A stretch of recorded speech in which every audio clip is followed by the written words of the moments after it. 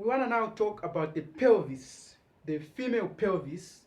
As we know, the pelvis is in four types. There is the android pelvis, the platypeloid pelvis, the anthropoid pelvis, and the gynecoid pelvis.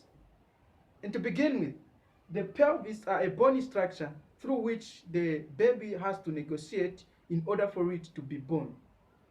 What we want to do is we are going to talk about the bones of the pelvis, and then we will talk about the joints, the ligaments, the parts of the pelvis, and the landmarks of the pelvis, so that we have a better understanding of what this female pelvis is.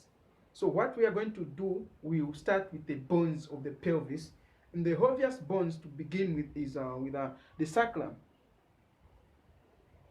And the sacrum is this part of the bone of the vertebral column. It has got 5 bones fused together.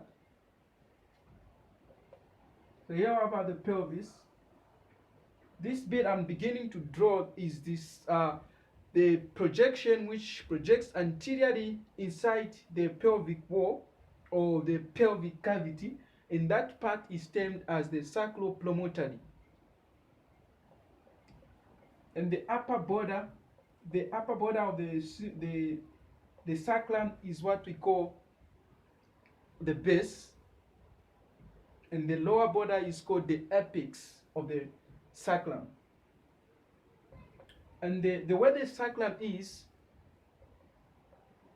it is made up of these wings like structures,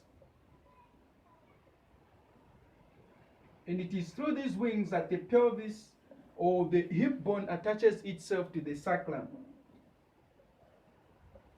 And these are termed as the ala of sacra,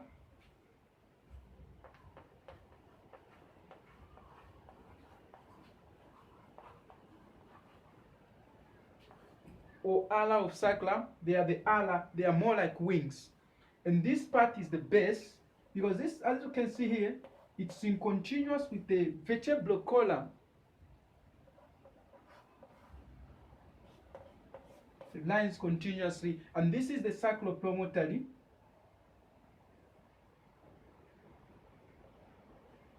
And if you see the sacrum, it has got these walls,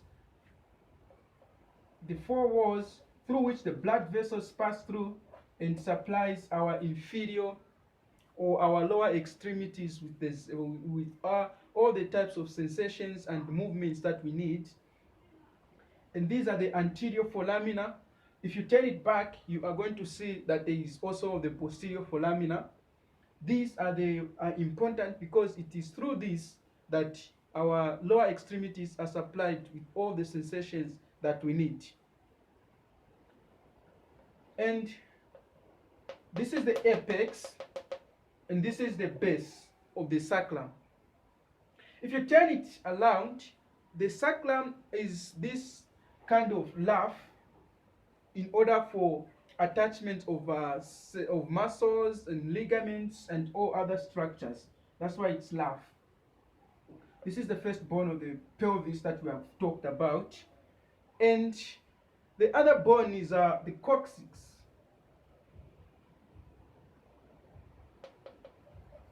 This is the coccyx bone. And the coccyx bone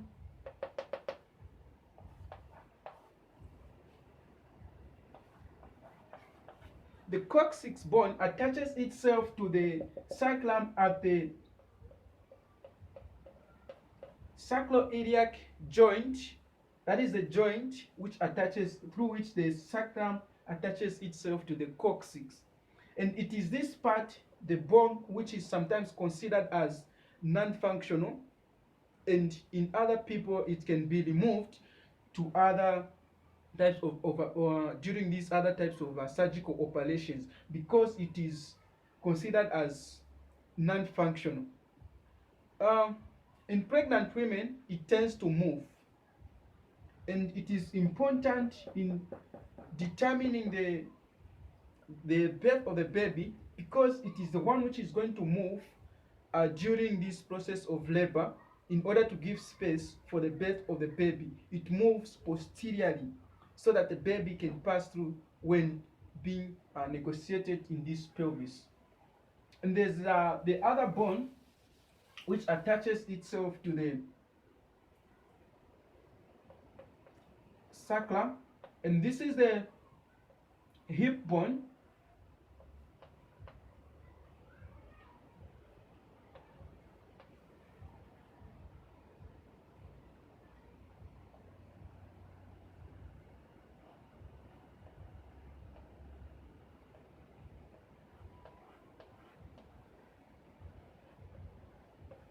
And the hip bone has got three main parts. There is the ilium, which is posteriorly, and there is a pubic bone, and inferiorly and posteriorly we are going to have the ischium. So the ischium projects here.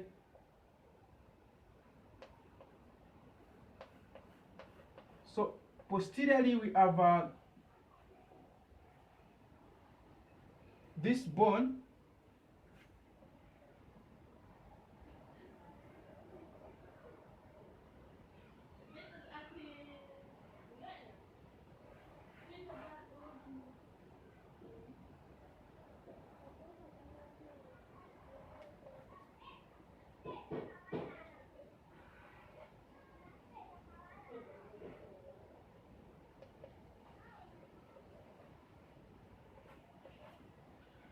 so as we can see, this is the complete diagram of the pelvis.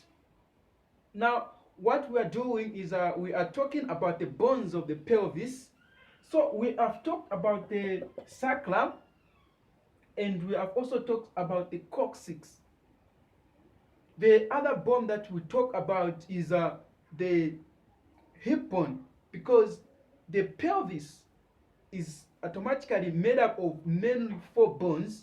The two hip bones, these are the two hip bones, or sometimes called the innominate bones, because they are nameless, they don't have the name. So the hip bones are divided into three parts. There is the part which is called the ilium. So this is the ilium, the anterior part of the innominate bones or the hip bones, and the ilium is flared structure. It has got a flared structure such that the part where you are going to touch, when you touch your hip bones there, you can feel it, and then you can feel it when you touch there. That is the iliac crest.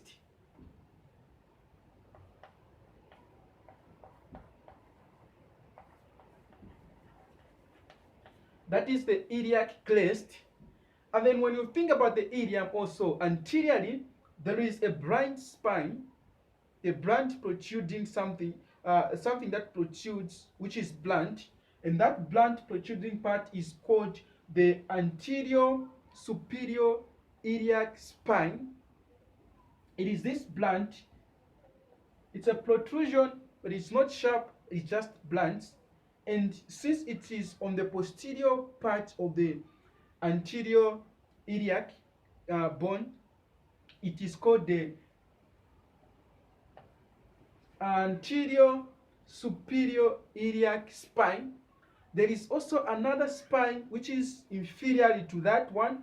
That is called the anterior inferior iliac spine.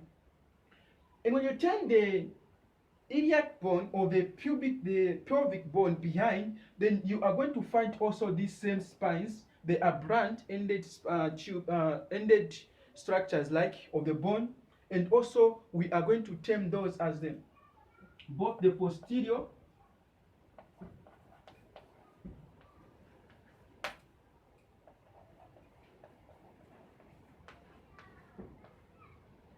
is going to be the posterior superior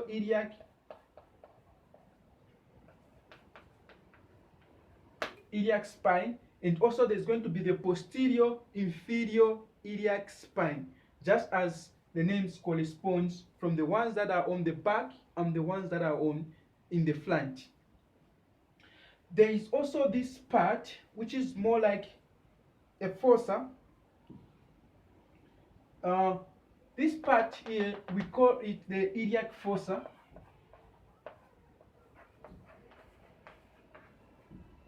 This is the iliac fossa. You can see this when you look at the pelvis. And when you look at the innominate bones, because it is made up of the ilium, pubis, this is the pubis, and this is the ischium. So the pubis, ischium, and it's the same on the other side. Pubis, ischium, or pubic bone, ischium, and the ilium. Now they form a structure through which the head of the femur attaches itself to the pelvis, and that structure is called the acetabulum, and the acetabulum is here. So this is the acetabulum.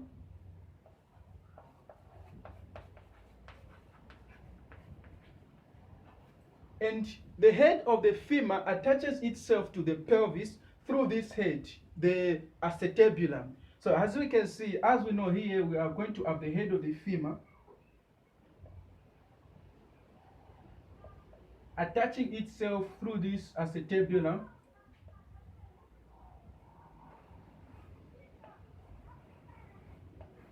So this is the head of the femur, attaches itself to this. You can see now that even on this side, that is the acetabulum.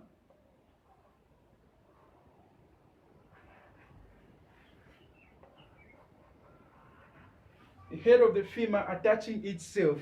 So this part here is the acetabulum. And there is a notch here, or a hole, through which the blood vessels from the pelvic cavity or from the abdominal cavity passes through the pelvic cavity and into the head of the femur or into the lower extremities. And this wall here is what we term as the obturator foramen. This is the obturator foramen. Foramen means window. So this is more like a big window. It is through which through this that the blood vessels pass through towards the head of the femur or the lower extremities. This is the obturator foramen. And it is formed by the pubic bone and the ischium. The ischium, remember, inferiorly, posteriorly. The pubis, posteriorly, anteriorly. This one, the ilium, anteriorly. So this is the obturator foramen.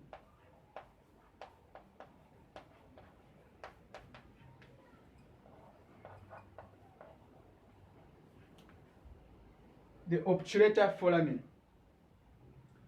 And now that we have talked about there is also the sitting bone. This bone here, this is the bone through which when we sit down, actually this is described as the sitting bone. And this bone is termed as the ischiotubulosity. The two ischiotubulosities are the sitting bones.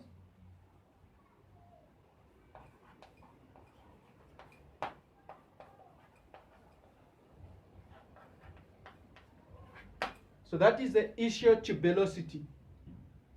And we can measure the angle or the size of this in a woman. And it's supposed to be 10 centimeters, of course. That is going to determine normal birth. Below that, there's going to be complications with labor. And the way that we measure this is that we are going to make a fist and then press it in between the thighs of the woman, so that when they fit, then we are going to be certain that this is, of course, going to determine our normal labor.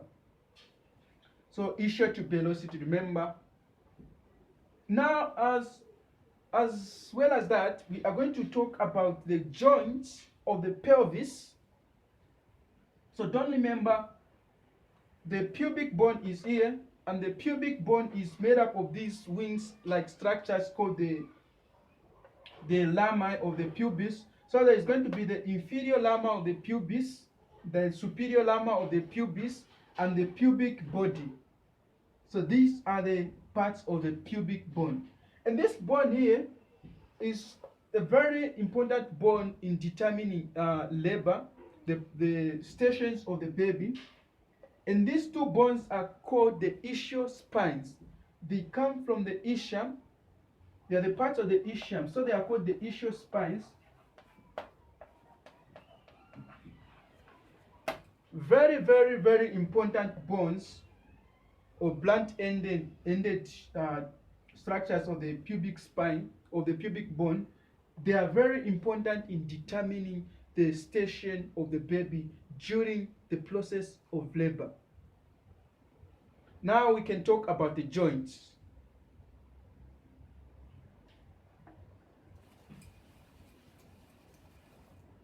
So the pelvis really is made up of 4 joints. There's going to be the sacroiliac joint here, and it's called the sacroiliac joint because it is attaching the sacrum and the ilium together. That's why it's called the sacroiliac joint.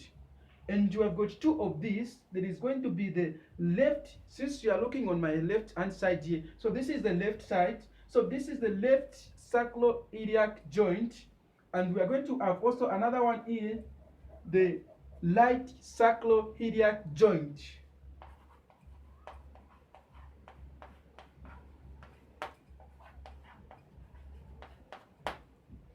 And as well as that, we are going to have the sacrococcygeal joint. And as the name suggests, since they originate from they attaches the sacrum and the coccygeal joint, so we are going to call them the sacrococcygeal joint.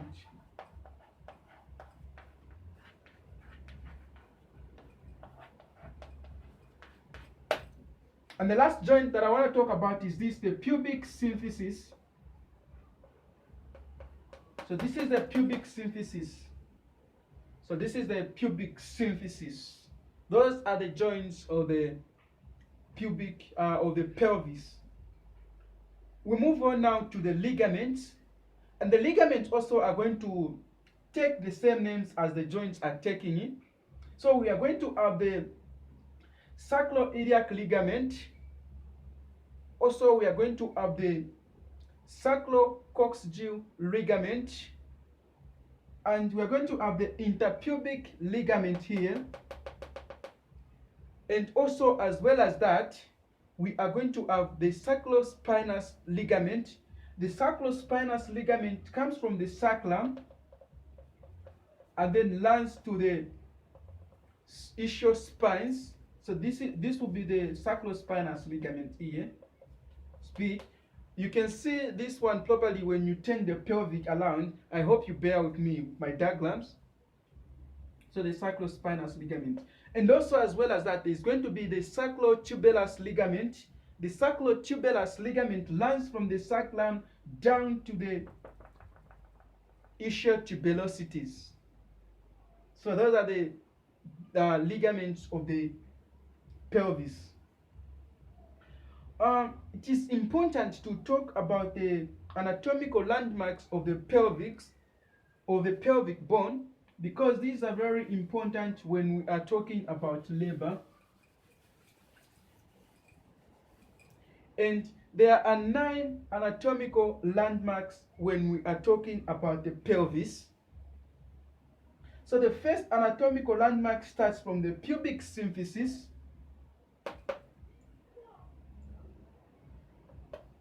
So here we have the pubic symphysis. That is the first anatomical landmark that we are going to talk about. The second one is we are going to talk about the pubic crest. The pubic crest, that is the second anatomical landmark. The other one is the pubic tubercle. The pubic tubercle, that is the third anatomical landmark. The fourth one is the pectineal line. That is the fourth one. The fifth one is the iliopectineal eminence. The iliopectineal eminence. We'll talk about this in a little bit more details. You can bear with me. This is behind the ischial spine. And of course, let me just remove it for the sake of space. So the pubic symphysis, the pubic crest, pubic tubercle, pectineal line, iliopectineal eminence, iliopectineal line.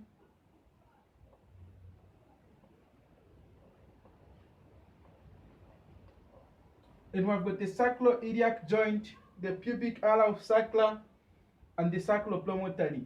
So the sixth one, the seventh one, this is the seventh one, the sacroiliac joint. And the eighth one, superior lamina of the pubic or the sacrum. And the ninth one is, we are going to have the sacropromontory. So those are the 9 anatomical landmarks in the pelvis. Now, as we are done talking about the anatomical landmarks of the pelvis, it is very important to talk about the parts of the pelvis. So the pelvis is made up in this part called the, I think we'll make space here. So the pelvic is made up in these parts called the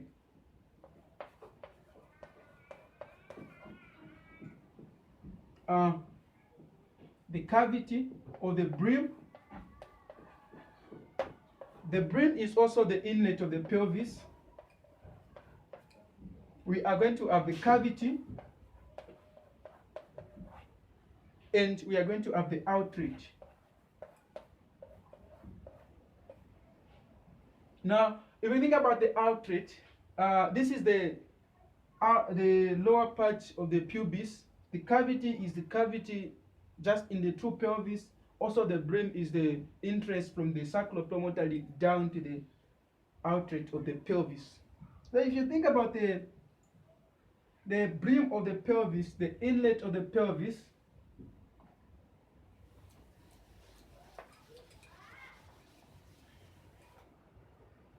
so here we have the inlet of the pelvis. Here we have the pelvis.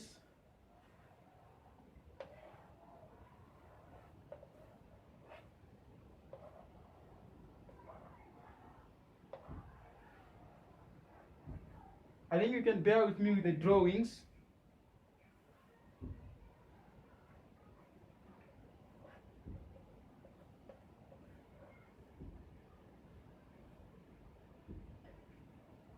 So this is the pelvis. So the inlet of the pelvis, the inlet of the pelvis is this part from the sacropromontory up to this, the sacrum. Sorry, the pubic symphysis, to the upper border of the pubic symphysis, and backward it is about 12 centimeters, and posteriorly, anteriorly it's about 4 centimeters. Now, the inlet of the pelvis is made up of the anterior-posterior diameter, also made up of the oblique diameter,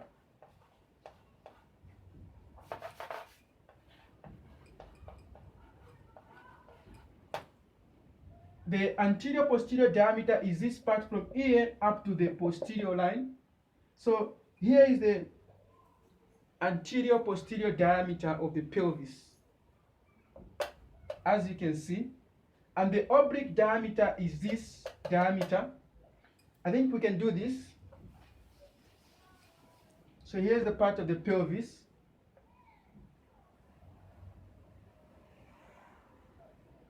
This is at the level of the sacropromontory, and the anterior posterior diameter is this. So this is the AP diameter from the back to the flange, or from the flange to the back. And then the oblique diameter is going to run diagonally like this. So this is the oblique diameter. And the transverse diameter is this diameter, which is going to run like this. So this will be the transverse diameter. So that is, there we have our transverse diameter, the diameters of the pelvis. And this line here, what we are going to do, we are going to exactly talk about the anatomical, the landmarks first, the diameters in these, pelvic cavities, because as we know, we are going to have the inlet, that is the brim, the cavity, that is inside the pelvis, and the outlet. Those are the ones that we want to talk about. And what we want to do is we want to make a box for this so that we can talk about this in a little bit more details.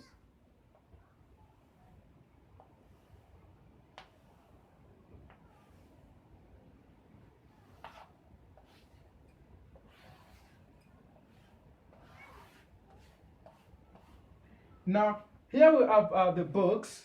So we have in the pelvis, we have the inlet, that is the brim.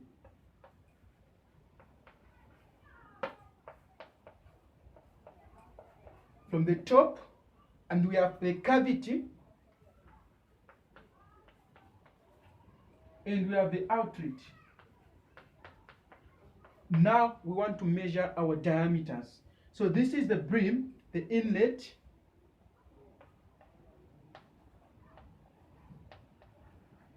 the brim, and then we have the cavity. So this is the cavity, and then we have the outlet. I think you can bear with me. This is outlet. Now, what we want to do now is that we want to measure our diameters in these two areas, in these three areas. And in all these areas, we are going to have this AP diameter. Also, we are going to have the oblique diameter. And we are going to have the transverse diameter. Now, if we think about this, in the cavity, since the cavity is round, so all the diameters are going to be equal. So it is like this, the cavity. So all the diameters are going to be equal. This is going to be equal to this one. This is going to be equal to that one. All of them are going to be equal, and they are about 12 centimeters. So in the cavity, we are going to make 12. So the AP diameter in the cavity is 12. The oblique diameter in the cavity is 12. Also, the transverse diameter in the cavity is 12. Now, when you think about the brim is this entrance of the pelvis. In the brim, the transverse diameter is greater than the AP diameter. And the transverse diameter is about 13 centimeters. So this is the transverse diameter of the brim. It's about 13 centimeters. And the AP diameter is about 11 centimeters in the brim. And the oblique diameter is going to be 12 centimeters also. This oblique diameter is going to be 12 centimeters. When you talk about the outlet, in the outlet, it is opposite with the brim. In the outlet, the AP diameter is greater than the transverse diameter. And in this case, the AP diameter is going to be 13 centimeters. and the transverse diameter is going to be 11 centimeters. And the oblique diameter is 12 centimeters. So the most important thing to note is that the oblique diameter in all the areas is 12 centimeters. Not yet done. There is another important aspect that I would like to talk about, and these are the conjugates found in the epidiameter, because as we see, the epidiameter is going to run from the pubic symphysis and back towards the sacropromontory in the sacrum. So here we have the pubic symphysis, and here we have our sacrum, the sacrobone, and the coccyx down here. So this is our sacrum, pubic symphysis,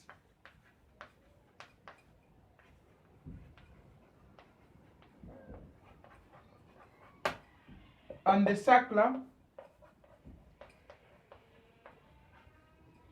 So here down here we have the coccyx.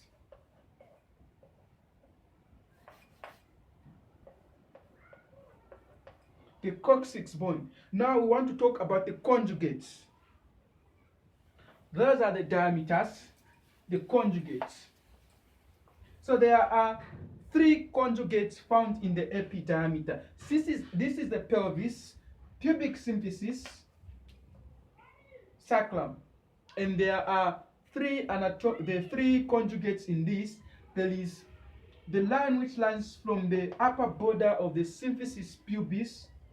All of them, they originate from the sacropromontory. So this is the sacropromontory here, the sacropromontory.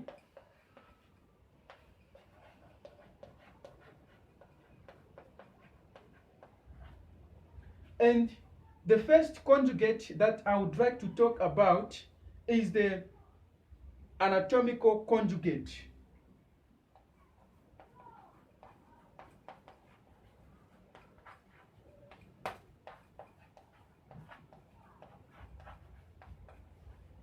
And the anatomical conjugates runs from the posterior border of the symphysis pubis and down to the sacropromontory. This is the anatomical conjugate, and it is about 11 centimeters. The second conjugate is the obstetric conjugate, and it runs from the midline of the symphysis pubis down to the sacropromontory at the back.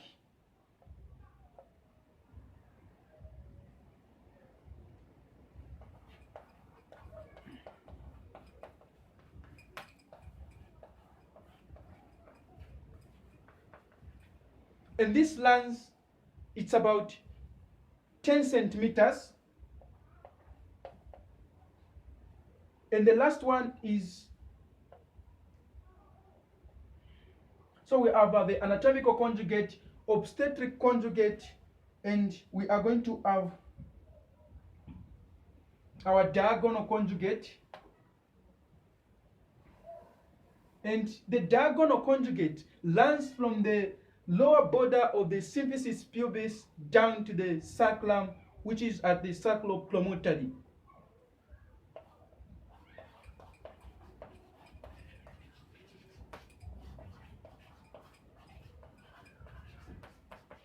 And this is about 12 centimeters.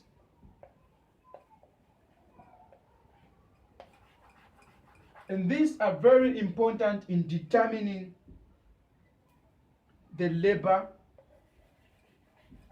or the progress of labor. There we have the bones, the joints, the ligaments, the parts, and the anatomical conjugates of the pelvis.